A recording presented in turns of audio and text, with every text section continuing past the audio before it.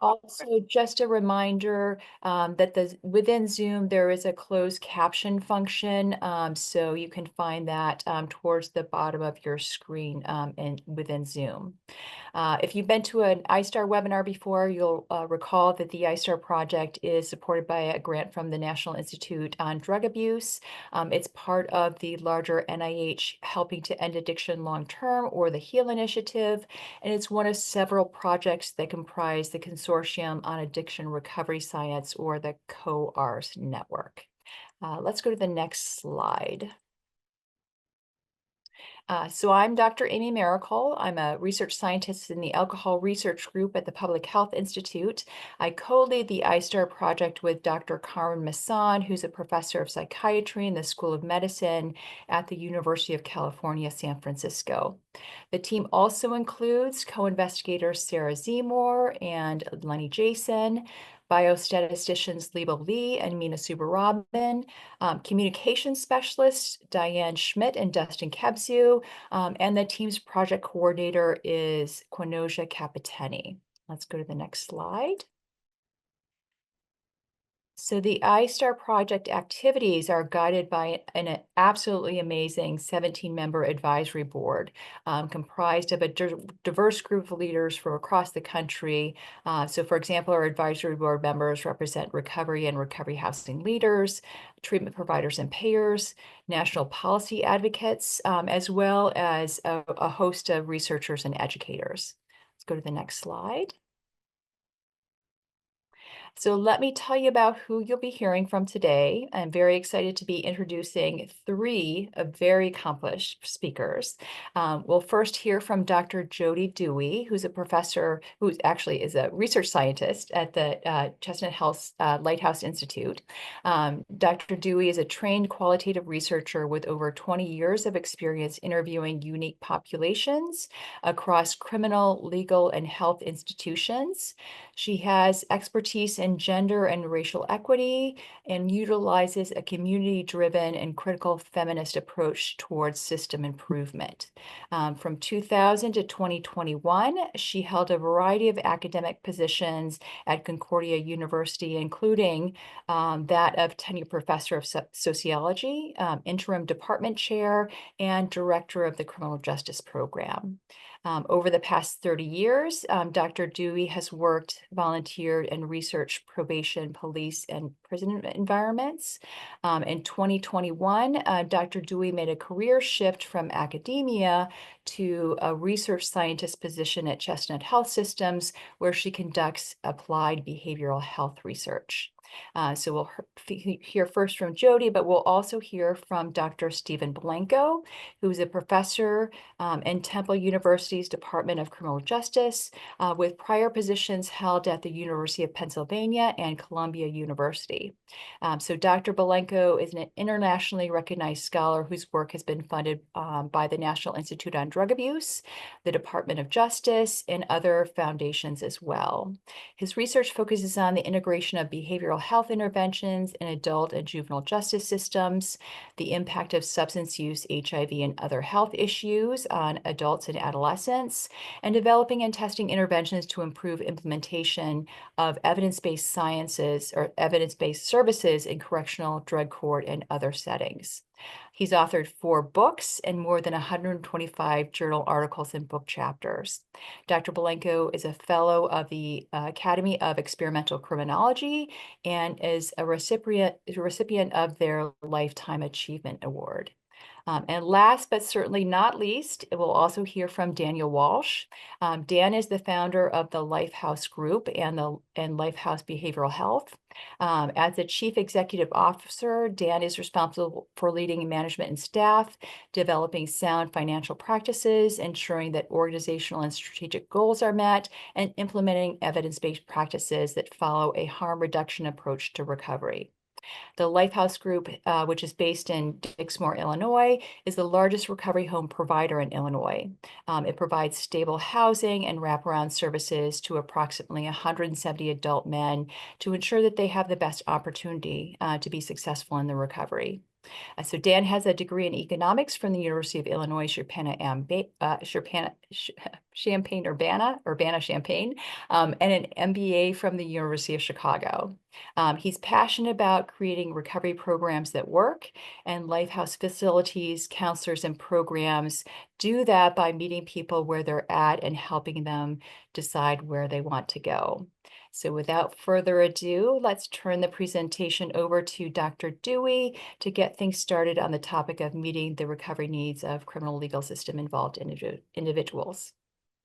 Thank you, Amy, for that excellent introduction. And I do want to express my appreciation to Amy and the I-STARR team for supporting this work over the past year, as well as to my fellow panelists. I believe our work is well aligned and it offers a comprehensive analysis of the subject at hand, presenting it from multiple perspectives. So I'm excited for this presentation.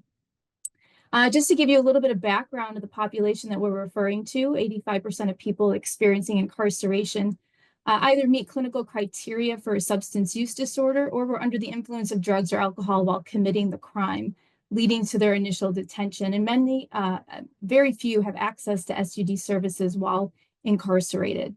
Those involved in the criminal legal system are 129 times more likely than the general population to die from an overdose following release. And formerly incarcerated individuals are almost 10 times more likely to experience homelessness compared to their counterparts. Housing instability is a significant barrier to MOUD treatment access and contributes to continued substance use, difficulty fulfilling probation requirements, which often result in high rates of reincarceration, and disconnects individuals from stable employment, further exacerbating housing issues. So the aim of the research that I engaged in this past year was really to identify effective practices for supporting CLS-involved residents through a qualitative comparative study of 4 recovery homes that are effectively and safely serving the CLS population. And so why qualitative research? Why was that the method that I chose? Often qualitative research is perceived as just a nice story to the real data, right? Offer a few exemplary quotes to support quantitative research. But as somebody who's been practicing qualitative research for over 20 years, this was really the best method to get at the types of information that I was looking for. Qualitative research helps us to deeply investigate a phenomena that's unknown, understudied, or just inaccessible to other methods of data collection. It also provides the ability to probe into areas that are often complex, right? Lots of moving parts, allowing us to see the various parts in the context when particular processes emerge. And by understanding deeply how things work, then we are in a better position to fully evaluate programs and processes, identify key problems, as well as refine and improve upon those processes. So the methods that I used, data was collected from 3 sources: recovery home documents, policies, and procedures usually, semi-structured interviews with up to 5 residents at each of the 4 recovery homes, giving me a total of 17 people that I was able to interview, and then staff focus group interviews at each site, and that came to 19 staff members across those 4 different recovery homes. Interview and focus group questions focus on critical elements of a recovery home model to meet the population's needs, staff experiences implementing the program, and resident experiences living in the recovery home. Now, while qualitative research is a lot of fun for me, and obviously there's a lot of creative ways to collect and present data, it still is a rigorous and systematic method. And I wanted to show that very briefly for you here about the process of how I engaged in my thematic data analysis. And so again, data source came from 3 different sources. This is a way to triangulate findings. But in this presentation, I'm mostly focusing on recovery home staff. So I'd like to briefly walk you through this. First, I coded all data sources, what's called an initial a priori coding, which is based on the interview questions. So this is just kind of where I'm asking, what's going on here? What are people doing, right? And so this is not an exhaustive list, but as you can see here, several things that staff members do with new people who are coming into recovery homes is just setting them up with appointments, getting their IDs, getting their documents in order, assigning a recovery coach, right? During second round data collection, now I'm starting to develop categories and certainly building them into conceptual higher order categories. So here I'm asking, what is being accomplished here, right? So taken together, what are all these things accomplishing? Establishing an identity, forming multiple skills, building trust, creating a recovery plan, um, helping meet criminal legal system requirements, right? Then I begin to synthesize and generate these broader themes. So these acts and processes culminate into the assemblage and delivery of a program that is incremental, helping residents establish a strong foundation built on recovery and layered with elements that stabilize the self and strengthen emotional and personal and independence. And so then the larger theoretical implication of this work is that recovery home efforts ultimately help residents create a new narrative, one that destigmatizes substance use and criminal legal system involvement, and hence the self.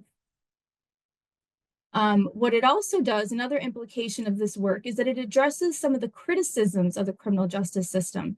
So, for example, critics of community supervision, such as Ortiz and Wrigley in their 2019 article, refer to community supervision as the invisible closure.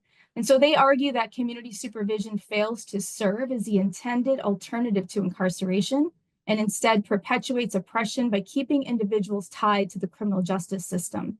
They state that this ongoing tethering increases the likelihood of individuals being reincarcerated and that it undermines their ability to successfully reintegrate into society.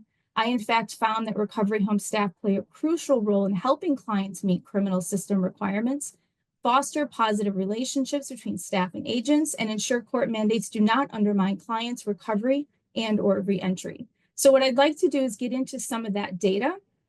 And so I'd like to start with some of the challenges as recognized by recovery home staff and how they approach those challenges.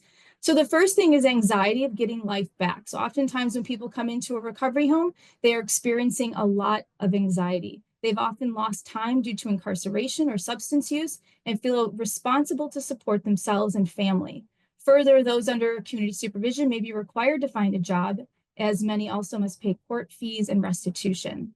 Recovery home staff work to also, in order to respond to this, recovery home staff attempt to instill patience, slowing new residents down. Many homes remove or delay sustainability fees to ensure that new residents can focus on their recovery, believing this is the foundation of future success.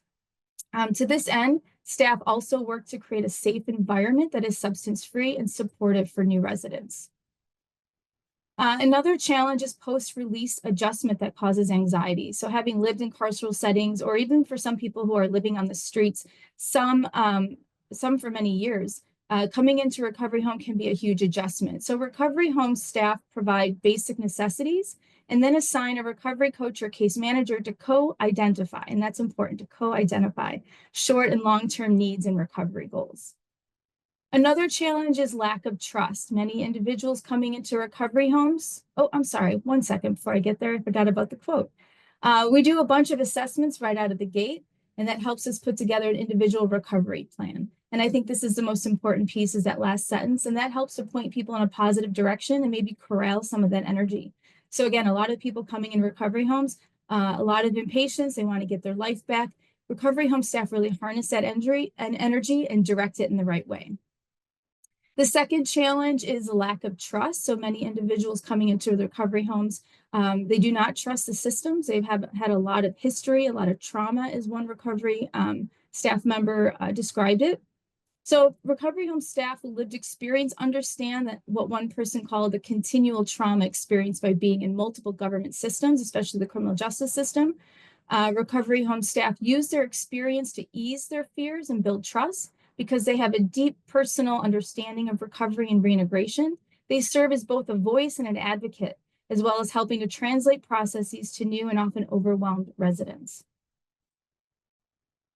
So this one really stood out to me, this particular quote. So they, meaning the residents, come out of jail. We had a guy come into the recovery home. He said he thought that everything was a joke.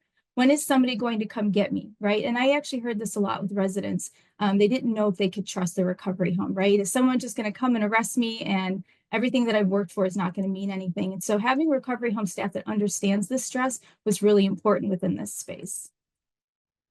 You can't teach what you don't know, and you can't lead where you don't go. So recovery home staff really valued the shared experience that they had, and they used that to really help clients. Many clients recognized when recovery home staff had this kind of experience and those who didn't. And so it really put them at ease, allowed them to open up and to talk a little bit more deeply with recovery home staff about what their needs were. And finally, the last challenge was meeting conditions of community supervision. So recovery home staff spoke about multiple challenges experienced when attempting to support residents under community supervision. Sometimes community supervision conditions conflict with recovery home programming, and often there are no formal procedures for working with criminal legal system. Recovery homes attempt to minimize court conditions, what they might see sometimes as the encroachment on programming by providing space for POs to meet with their clients, transportation to court, or trying to get all their clients to court on the same day, as well as submitting your analysis results and progress reports when needed. This one was definitely challenging because it costs money and it costs a lot of time. And some recovery homes are very small and do not have a lot of staff to be able to provide this. Recovery home staff also address clients' fear of revocation and what some might perceive as confusing or unclear processes.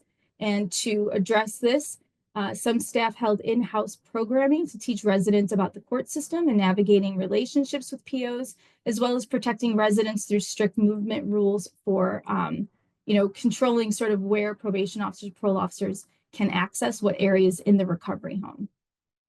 So based on these findings, there are several suggestions to improve. Well, I forgot that quote again, didn't I? I'm sorry, here's that quote. Well, I held a relational workshop because it's hard to mend a relationship that was never healthy. A lot of people get out of jail, they want to avoid probation officers and all that, but we actually promote that.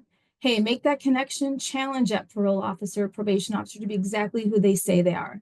So in this sense, recovery home staff are really interested in making community supervision work for their clients and to ensure that it doesn't undermine their recovery process. Recovery home staff, another staff member at the same home said, you have to show up as an opportunity. In other words, what do you offer the criminal legal system to help that system work better? So based on these findings, there are several suggestions to improve reentry and recovery for this population. So for anxiety, identify and support client prior trauma, assign recovery coach, create a recovery plan and share that with the probation officer, and establish a plan to work with the PO moving forward. This will release some of the anxiety that many of the clients feel. Addressing lack of trust, develop ongoing relationships with probation and parole, improve the integration of court mandates with recovery home programming, making sure it doesn't undermine the recovery home process, and integrate recovery home with court processes. So thinking about how we might sort of reverse that a bit, right? How can we get what's going on with the wonderful things that are going on in these recovery homes? How can we also make it align a bit more with court processes if that's makes sense?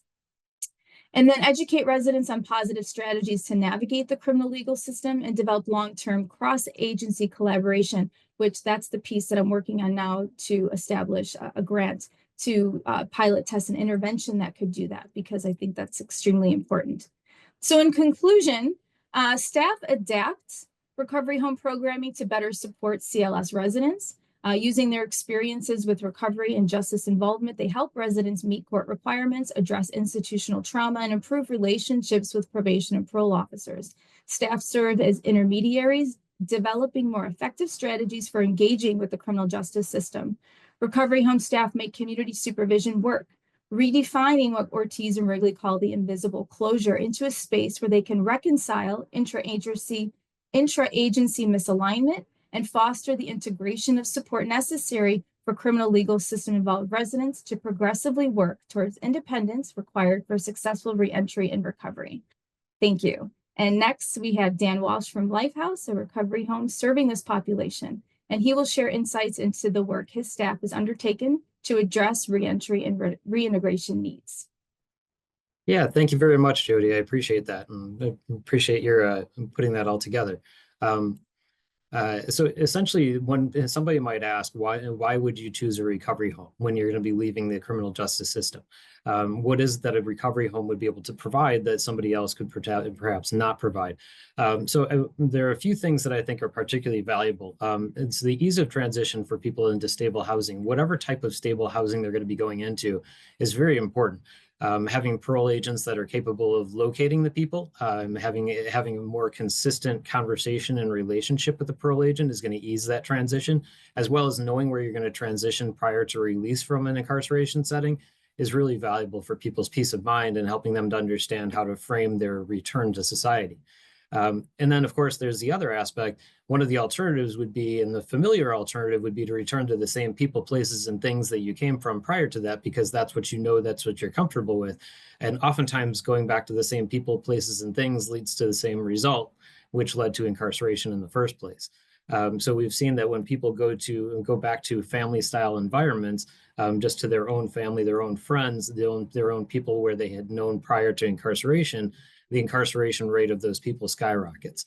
And then, of course, being surrounded by others in recovery helps them to actually identify potential substance abuse issues. As Jody mentioned, about 85% of people coming out of incarceration settings will qualify to go into a recovery home and would benefit from some level of substance abuse treatment or some level of support within that peer support.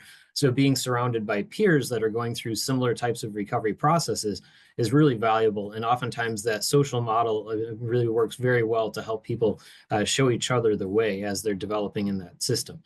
And then, of course, you have the ability to have specialized staff that know exactly what types of hurdles people are facing when they're returning from incarceration. They understand what it is that people would benefit from. They see what the barriers are. They become very specialized in being capable of helping people solve a variety of different problems. You talked about how you have essentially when somebody arrives, you put together some type of a plan, like a treatment plan or a recovery plan, individual recovery plan that would help people to recognize what their barriers are and then start ticking them off one by one. So that staff can become very specialized, and having that specialized staff that understands the hurdles of people in recovery homes, they can lead them into career pathways and lead them into situations which are not going to force them back into the drug or alcohol usage that they perhaps had prior to incarceration. So as far as working with the criminal legal system, what it is that we have noticed that has been successful with it, individuals are 7 to 10 times more likely to maintain sobriety after treatment and being able to have their needs met, whether it be by peer support, whether it be by outpatient treatment. Oftentimes that leads to longer term stays at a location because they're more supported. The longer people stay at those at recovery homes, the more likely they are to succeed.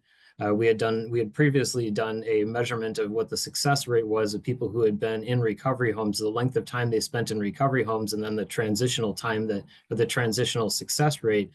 It was pretty much it was just a straight line going up. The longer that they stayed within the recovery home, the better their likelihood, to the point where when they got more than 9 months to a year was almost, nearly 100% success rate.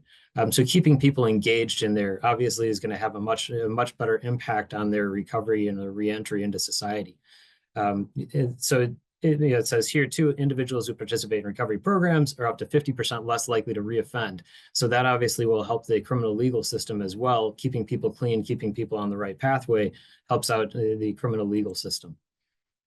So some of the strategies that we've seen that we've understood to be working from the recovery home perspective, early coordination with case managers. Oftentimes that's helping case managers at the incarceration setting understand what types of homes would be most beneficial for individuals. So they may not really understand what it is that a recovery home offers, or why it is that you would refer somebody to a recovery home, or what criteria should help to force you to say, hey, this person might benefit from recovery home housing, as opposed to going back to their family where they say they're welcome and they have a bed. How long does that last? If they're in a supported setting with peers and staff that know what they're doing and can help them find that balance, oftentimes that type of a setting will be better. And to inform case managers prior to release will help case managers at the incarceration settings identify appropriate people for appropriate locations. And then, of course, communicating to potential residents, what are our admission requirements? What is it? Are there certain locations within recovery homes may not be able to accept certain backgrounds or certain criminal backgrounds?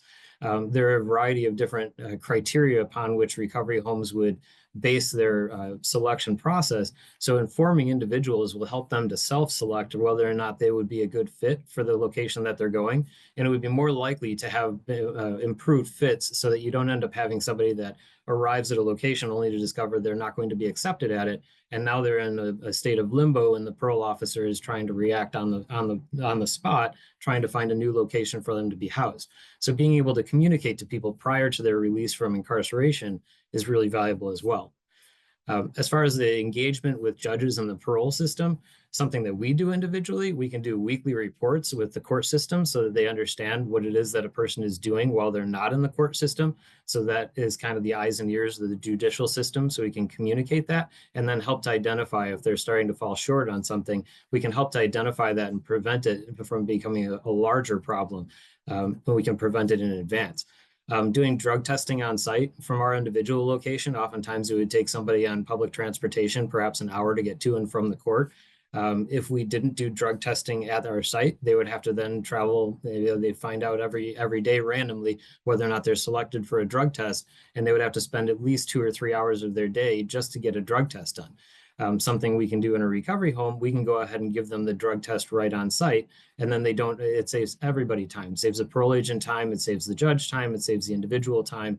It's significantly easier. Similarly, we can hold court calls via Zoom, something that prior to maybe 2020 wouldn't have been quite so popular, but it's significantly more popular now, saves everybody a lot of travel time.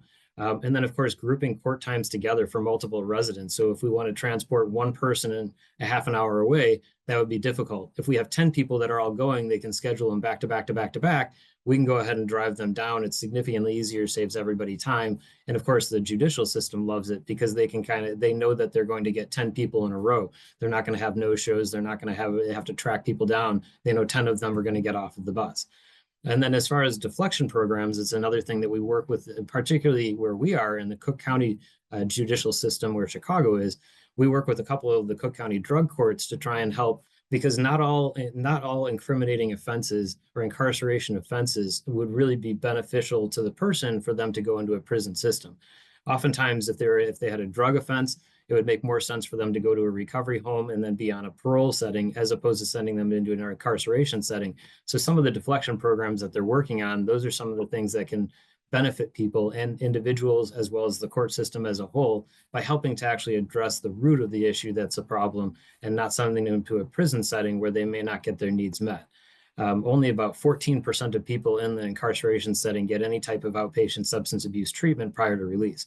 So if 85% of people would qualify and 14% of people are getting it, that leaves a pretty big gap when you're coming out. So perhaps for some people in the deflection program, they view it as an opportunity to get people the actual help directly that they need that's targeted to their needs.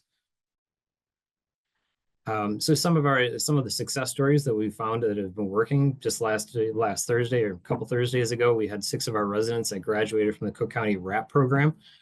We've been working closely with them for a while, but they will spend probably the first 6 months of that program incarcerated in jail, and then they will start to transition into a recovery home where then they will have the opportunity to work on their recovery for the next about year. And if they do well over the course of a year at a recovery home, then they would graduate from a program. That's just one of several types of deflection programs that they've got. And in fact, one of those judges had actually said that they would rather hold people longer in the jail system until a spot opens up at our recovery home, because they know that if they send them to another location, they might not last very long. If they send them to a non-recovery home, they might end up going into a place where it forces them to work very quickly. Oftentimes, that's not the best thing for somebody to get into when they're coming out of an incarceration setting.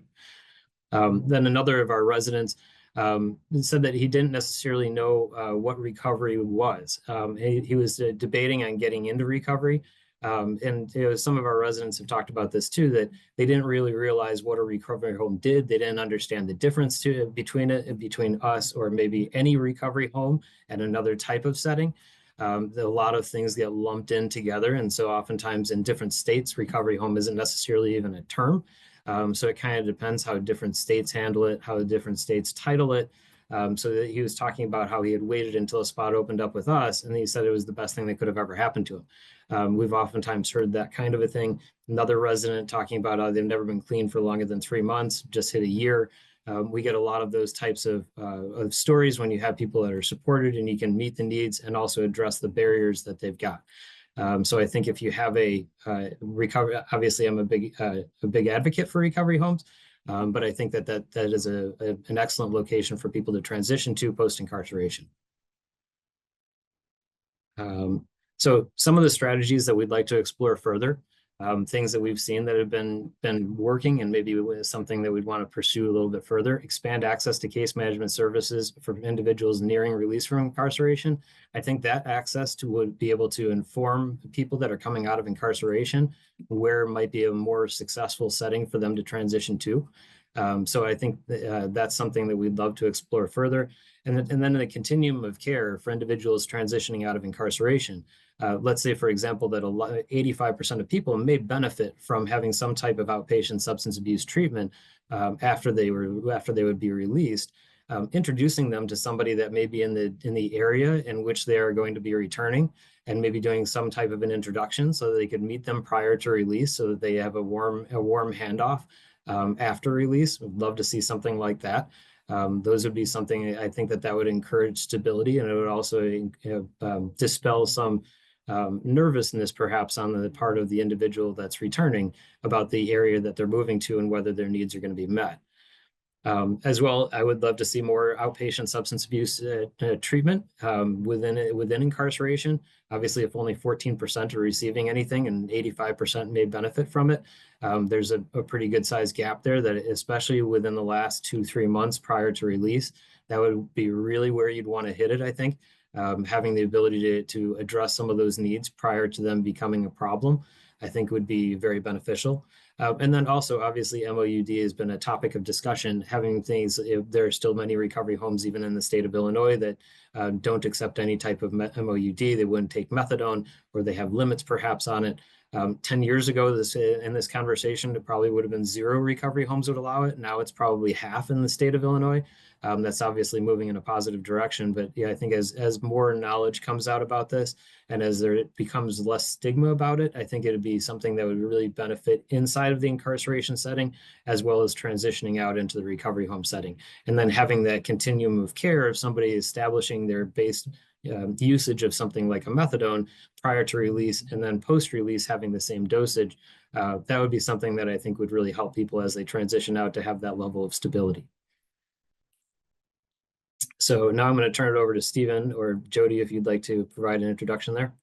Yeah, thanks so much, Dan. So our final panelist will speak to the science behind the important evidence-building methods needed to support this work.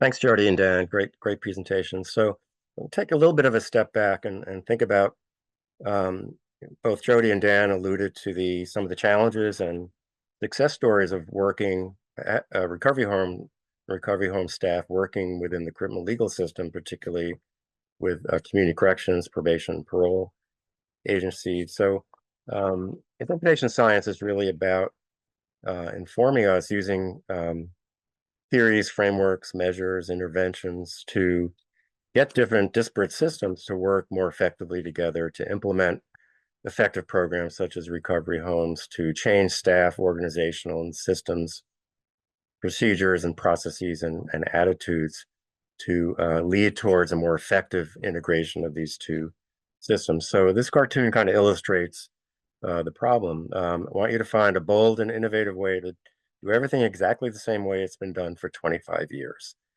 Next slide. So it's next slide, Dustin. Thank you. So it's very hard to get organizations to change, very hard to get staff who've been doing things a certain way or dealing with particular systems and agencies for a number of years to embrace a relatively new model such as recovery homes. So implementation science provides the tools to do that effectively. So it's a relatively young science going back less than 20 years. The original definition by Eccles and Mittman says it's a scientific study of methods to promote the systematic uptake of research findings and other evidence-based practices into routine practice, hence improve the quality and effectiveness of health services and care. So the important concepts there are that these procedures are systematic, they're guided by theories, they're guided by particular frameworks, and They're meant to integrate new models and new types of treatments and services into routine practice.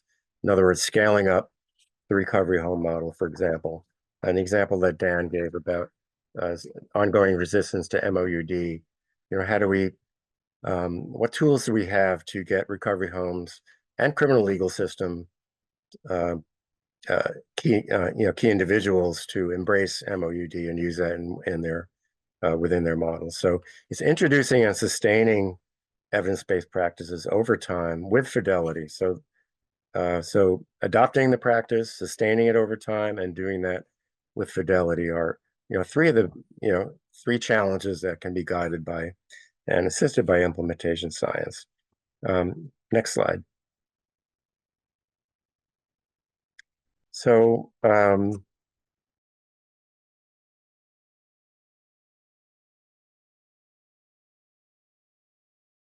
Steve, you're muted.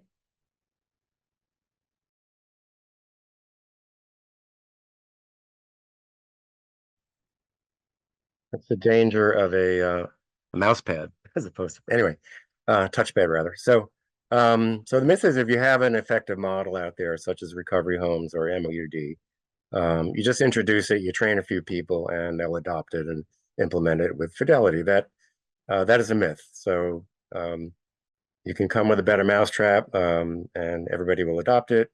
The Field of Dreams movie, if you build it, he will come. Next slide.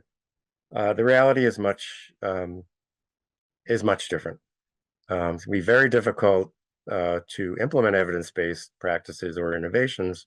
They may not align to local conditions. There may be key stakeholders and key gatekeepers that can undermine the ability to implement these programs. The target populations may not be appropriate. Maybe cultural differences across sites, as Dan alluded to, that can impede the adoption of best practices. And organizational and systems issues may exist locally that don't support the new innovation, whether it's infrastructure, whether it's ability to share information, legal or resource restrictions, things like that.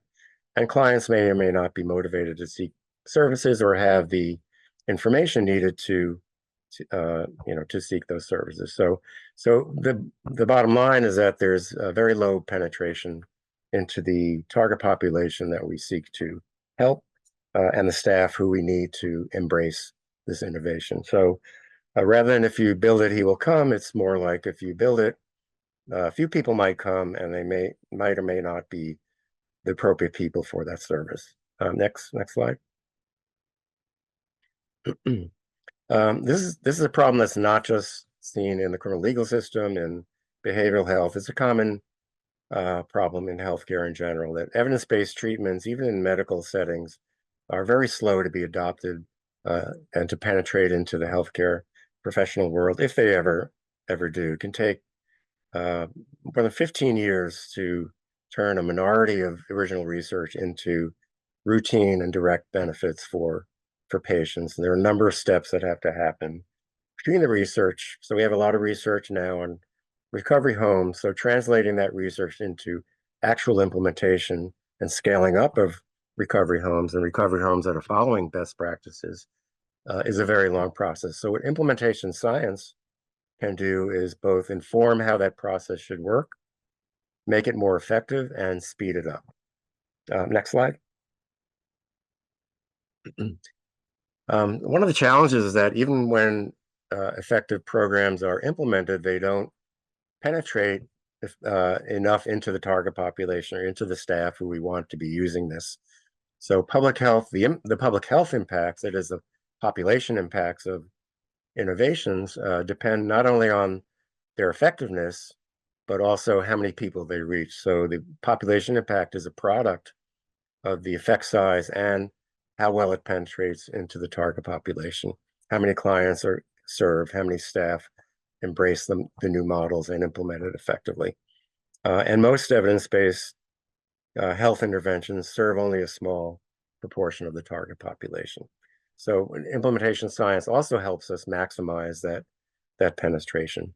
So in order to have that population impact, We want these innovations. We want recovery homes not only to be implemented well, but also to serve sufficient numbers of the target population and be used by the staff, be embraced by probation and parole officers, by judges, et cetera, and the more general behavioral health system in which recovery homes lie. Next slide.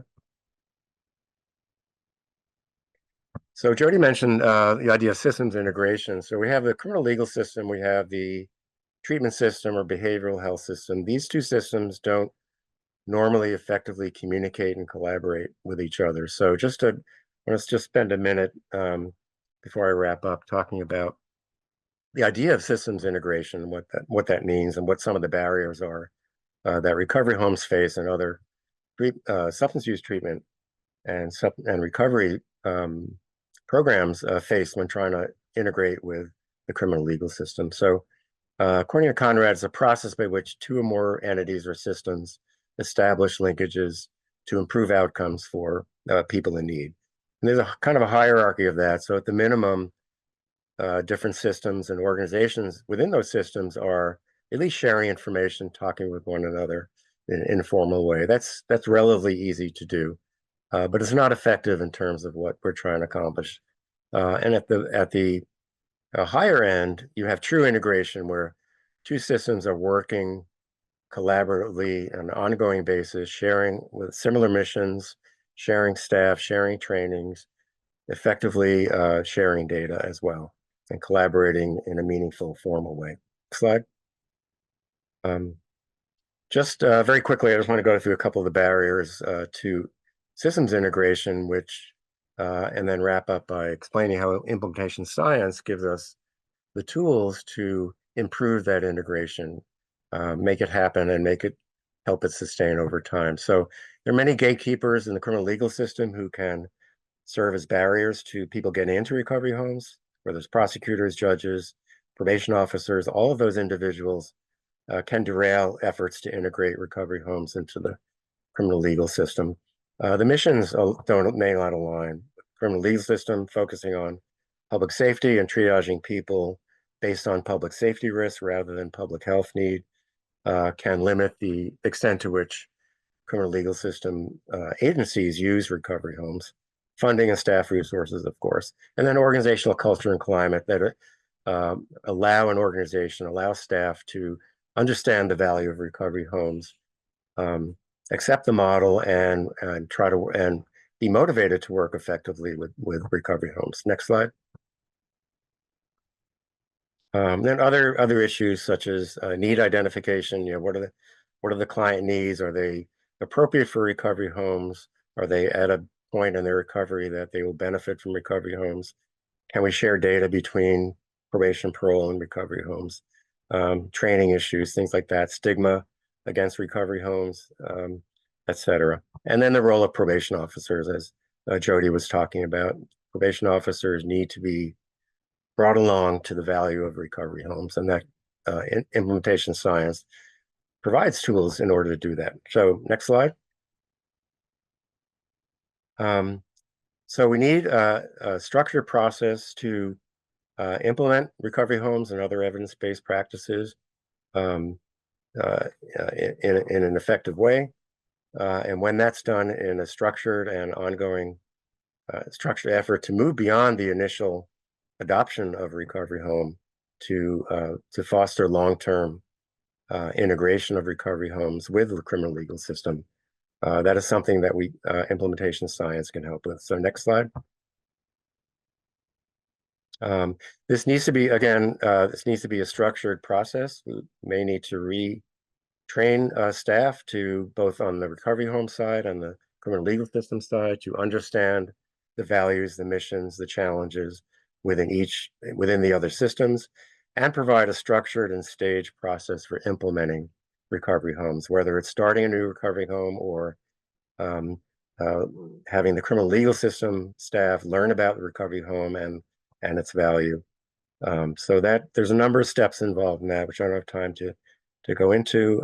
And just the final slide, we have a number of interventions, a number of tools.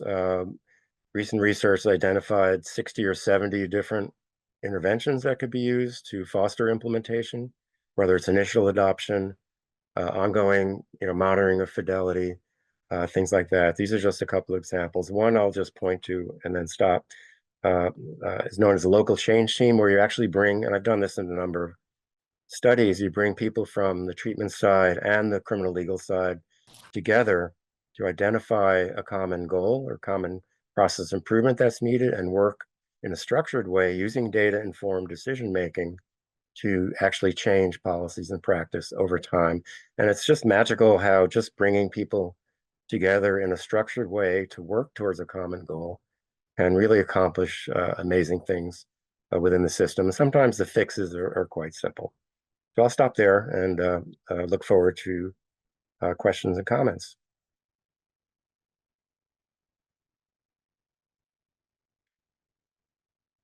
And wow, what an amazing webinar today.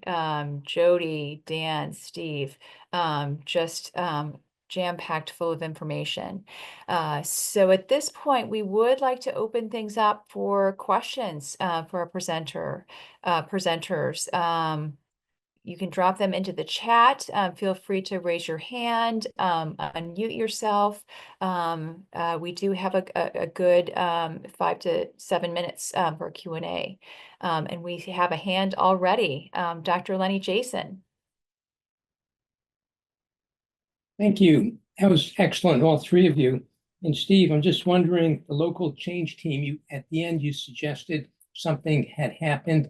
Can you give us some of the outcomes of what happened? It's really very exciting.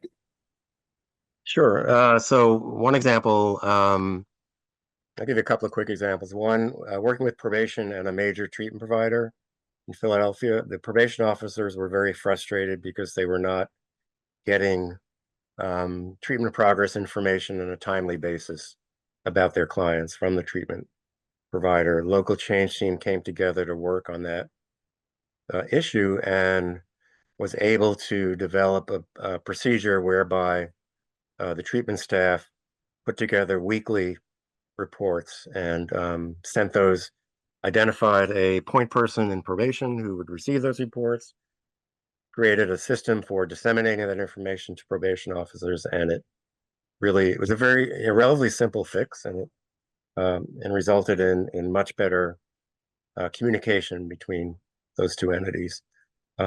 Even in other settings, it's really sometimes as simple as people knowing who they can contact for for issues. And just a very, very quick example, even before we set up a local change team in one study, we brought staff from both the treatment system and the probation system together for an orientation. They each were talking about their own programs and challenges and missions. And during the orientation meeting, all of a sudden, people were in the chat connecting with each other. And probation senior probation person was saying, I don't know who to talk to. I don't know who to contact. We don't know who to contact in the organization, when it's off hours or an emergency. And then they exchanged numbers, they exchanged information during the meeting. And, they made a connection, which continues to this day. So, so I have other examples, but I'll stop there. Wonderful. So I have questions for both Jody and Dan. My first question is for Jody. So it sounds like there was good concordance amongst the different kinds of folks you collected data from that you interviewed in your study. The residents, the staff members, and the operator. Was there any points of departure in any of the themes that you found, or anything that surprised you that kind of the different collection of stakeholders in this process had different viewpoints on? It's funny, the first thing that just popped into my head was, all of the residents that I interviewed so the homes that I focused on would be considered NAR level 3 homes. And so according to the National Association of Recovery Residences, they categorize all homes from 1 to 4. So 1 would be like an Oxford house, they're democratically run. And then the governance and structure becomes a bit more strict as you move up to level 4. So these are relatively level 3 homes. So they employ staff that are non-clinical, they have a lot of structure. All the residents except for 1 indicated that they appreciated the structure. They loved the fact that they could walk in, their stuff was going to be searched, staff was there to greet them and to make sure that they were in a sober space that was safe for them. Only 1 client indicated that it reminded them of prison, having to go through metal detectors or having to have their things searched, maybe being questioned about where they were and what they were doing. And so that was something that stood out to me because of the work that I've done in the past. And also I used to be a probation officer, so I understand sort of that balance between creating safe spaces without sort of making people feel like they're being recriminated in some way. So I'm very sensitive to those issues. So that stood out to me as a big divide on what people thought about having more structure in a recovery home. Lovely. I'm just seeing a question in the chat from George Brock. George, do you want to unmute yourself or would you prefer that I read the question? Oh, I can unmute. So I'm just curious. I always hear this when people talk about, well, clinical programs, not just recovery housing, but it strikes me as odd that we think staff are the ones that have to spend all their time creating these monthly progress reports. Well, no, not really. What we have done here in Georgia is we teach our forensic peer mentors how to use a monthly progress report that's completed by the resident. They turn it into the staff, and then the forensic peer mentor signs off on it, and it empowers the individual to talk about their own recovery. And then there's another component to this. If they want to go on an overnight excursion, I prefer to call them a recovery journey than just getting away. We use what's called an overnight recovery exploration outing or OREO request. And I've found, and I don't have data specifically on this other than the qualitative data from the residents, but again, it's about empowering those individuals that are most likely to be affected by this with the responsibility for reporting their progress and doing it in a way that identifies changes in their risk and needs level, as well as how responsive they are to the services that are being offered. You and Don. Everything's good. Everything's gravy. Jody, Dan, or Steve, does anyone want to respond to that? Yeah, I don't mind jumping in on that because I was one of the ones talking about some of that. So, yeah, I would totally agree with being able to give the resident agency in what it is that's going on and helping to empower them.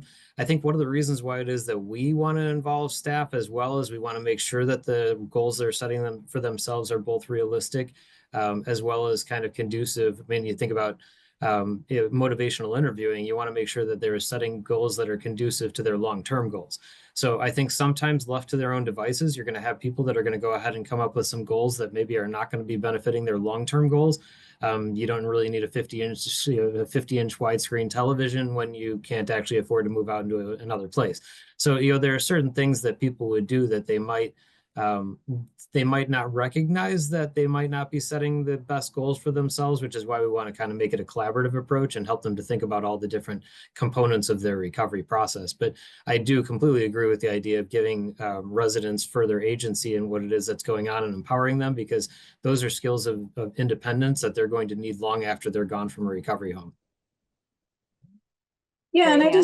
just want to add on to Dan's point. I think it's important to have staff and clients working on that together. As Dan says, I just want to sort of echo that the importance of keeping people, to a plan and what's realistic and when they can achieve those various things, but also getting clients to understand that even the little things that they accomplish are in fact, important goals that they've reached, right? Because sometimes when individuals come into a recovery home, their goals are a year away. They can't achieve those goals just yet. So understanding and being able to articulate the important goals that they've met in this moment, helps to humanize, helps them to understand their own success, but to humanize themselves and that success to the court and to others. And I think building that narrative is an important piece of recovery housing. Love it. So I'm going to sneak in one last question, then we have to wrap this up. But Dan, I was really impressed with all the work that you as a recovery housing provider do with the probation system and the diversion system and everyone working in the criminal legal system to introduce recovery housing. I was really intrigued about talking with case managers about who might be a good candidate for recovery housing. And I'm just curious, what are some of the things that you tell case managers about who might be a good candidate for recovery housing? Yeah, I think there are a variety of things that would make somebody a good candidate, and there are a variety of things that would make people ineligible. So I think some of them are more the rigid lines that oftentimes are drawn by insurance agencies as to what backgrounds you can take and what backgrounds you cannot. I think that's kind of universal across a variety of this. I think the other component is trying to work with the case managers within the different spheres. They have different levels of knowledge, and of course, they have different geographies. And so, trying to help them recognize what somebody wants to return to Chicago. Well, do they want to return to Chicago? What exactly do they need? And then helping them to recognize the case managers to recognize what types of backgrounds, especially from the substance use side of things. If they've been continuously reincarcerated, they've had several issues with going to inpatient treatment prior to incarceration, that's probably a really good candidate to go to a recovery home, knowing that they've had a longstanding barrier to their reentry, which for them would be their addiction. So that would be somebody that would really benefit from a recovery home setting, somebody who's been in inpatient treatment previously, probably multiple times. We've had people that have come to us that have been to inpatient treatment 20 times. So it's not as though this is a one-shot deal and somebody's boom cured. That's not really how it works. Wow, this has been just amazing. Again, I hate to wrap things up, but we do need to transition back to just some announcements about what's happening with I-STARR to keep folks informed. If we can go back just one slide, I do want to let people know that there will be another webinar in our webinar series next month. It will be, actually, if we can go to the next slide, there we go. It will be, I believe, January, I think it is not the 17th, but it is the 16th. Or no, it's not the 16th. It is the 21st. And that will be one of our I-STARR advisory board members, Daryl Mitchell, who will be presenting on recovery housing and providing recovery support services within the context of recovery housing, presenting largely from his experience at Progress House, which is a recovery housing organization in Indiana. So the I-STARR webinars are always the third Tuesday of the month, and they run from 11 to 12 if you're on the West Coast, which is from those 2 to 3 for folks on the East Coast. Had to do the time zone math. And you can register for any and all webinars that we have set up on the I-STARR website. If you go to the I-STARR website, you may see something about our training series. We have a training series for recovery residence operators and providers, as well as a training series for folks who are interested in conducting research on recovery housing. There are 12 webinars in this series. There are no longer webinars that are being presented live, but you can view them all through our learning management system. Folks who view all 12 webinars in the training series can earn a certificate and the opportunity to be listed on our website as someone who has completed this training. If you complete the operator provider series and you do so before the end of April, you can also turn in your attendance for NADAC CEUs. We hope that people take advantage of the training series and you can access it by going to the I-STARR website. Feel free to reach out to us if you have any questions or have any problems accessing the training series. A couple of other things I want to make sure that are on your radar screen. One is the end NCARS conference. So I mentioned that I-STARR is part of the COARS network, the Consortium on Addiction Recovery Science. They host the National Conference on Addiction Recovery Science, NCARS, and that is open for registration. It's a virtual conference, 2 days in April, the registration is open if you're interested in attending. If you're interested in presenting a symposium, a roundtable, or a poster presentation, the portal is open until the 6th of January. So there's still time to get your abstracts in. And finally, just a plug for the I-STARR pilot study program. So Jody Dewey was a recipient of I-STARR pilot study funding in our first round of pilot study funding. We are now soliciting for our third round of pilot studies. If you want information about our pilot study program, go to the I-STARR website and learn more about it there. We are accepting letters of intent through January 16th. So there's still time if you're first now hearing about the I-STARR pilot study program. As long as you get us a letter of intent by January 16th, you would still be eligible for this round of funding. So we are at the top of the hour and a smidge over. Again, thank you to Jody and to Dan and to Stephen. Just an amazing presentation, jam-packed full of information. Jody and everyone else have listed their emails in the chat for folks if you have questions. And I hope that I see folks back here at another I-STARR webinar. In the meantime, between now and January the 21st, happy holidays to everyone and enjoy the rest of your afternoon.